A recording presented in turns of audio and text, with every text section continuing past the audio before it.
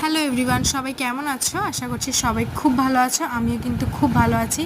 সকালবেলা ঘুম থেকে উঠে দেখছি আমার চোখ মুখ একদম ফুলে গেছে, মানে একদম ভালো ঘুমিয়েছি রাতে, বেশ ঠান্ডা ঠান্ডা ওয়েদার। তারপর সকালবেলা উঠে ঠান্ডা ঠান্ডা জলে স্নান করে নিয়ে তারপরে এসেছি বিছানাটা গোছাতে। তো তার আগে একটু চুলটা খুলে আঁচড়ে নিলাম, যেহেতু আজকে করেছি শ্যাম্পু, তো চুলটা শুকোনোর একটা ব্যাপার থাকে, তো তাড়াতাড়ি করে চুলটা আঁচড়ে সিঁদুরটা পরে নিয়ে আমি রেডি হয়ে গেছি, যাবো রান্না করে।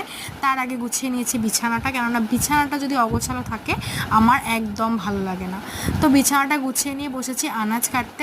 আজকে আমি আনাজ কাটছি তার কারণ আমার শাশুড়িমার আজকে শনিবার, তো উনি আজকে নিরামিষ খাবেন বলে ওনাকে আজকে আর রান্নাঘরে ঢুকতে দিইনি।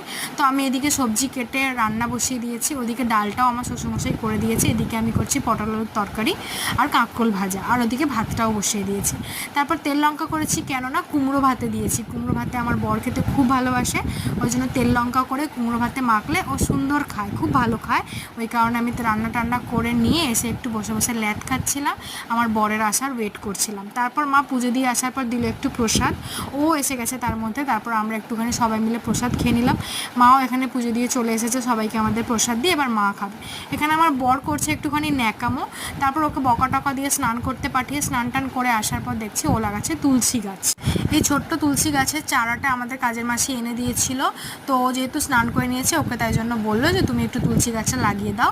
তারপরে বাড়ির রুমে, আর আমি খাওয়ার ভিডিও করিনি, রুমে এসে দেখছি কি আমার ঘরের পাখাটাই চলছে না, বাধ্য হয়ে এসিটা চালিয়ে রাখতে হলো। পুরো দুপুরটা এসি চালিয়ে রাখলাম। তারপর দেখছি ঝমঝমিয়ে বৃষ্টি, মানে বৃষ্টি মানে কি বলবো, এক্ষুনি রোদ এক্ষুনি বৃষ্টি, প্রচণ্ড পরিমাণে বৃষ্টি হলো। তারপর একটু ল্যাদ খাওয়ার পর ভাবলাম আমাকে তো একটু বেরোতে হবে, তাই জন্য আমি রুটি করতে চলে এলাম। তাড়াতাড়ি রুটিটা করে নিয়েছি।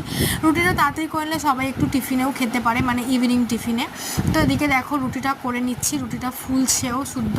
রুটিটা মাখলে সুন্দর করে ডেফিনেটলি ফুলবে রুটিটা, কিন্তু ভিডিও অন করলে রুটি ফুলতে চায় না, আমি জানি না কেন, বাট তাও ফুলছে রুটিগুলো। তো দেখো সুন্দর করে ফুলছে রুটি। তোমাদের কাদের কাদের রুটি ফোলে না আমাকে প্লিজ কমেন্ট করবে, আমার মাঝে মধ্যে ফোলে না। তারপর রুটিটা খুব ভালো করে করে নেওয়ার পরে রেখে দিলাম জায়গাতে। আর আমার বর এখানে চলে এসেছে আমাকে বিরক্ত করতে, বিরক্ত করছে। আমি ওকে বলছি যে একদম বিরক্ত করো না। তারপর একটুখানি দুধ গরম করতে বসালাম, কেননা দুধ এসেছে বাড়িতে 2 প্যাকেট, তো দুধটা গরম করে নিলাম। এদিকে আমার বর করছে পড়াশোনা, আমি এবার রেডি হয়ে যাব একটুখানি জিম করতে। তো হ্যাঁ বন্ধুরা, আমি জিমে ভর্তি হয়েছি, আজকে 3 দিন হলো জিমে যাচ্ছি, কেননা আমার ওয়েট লস একটুখানি করার দরকার পড়েছে, তাই জন্য।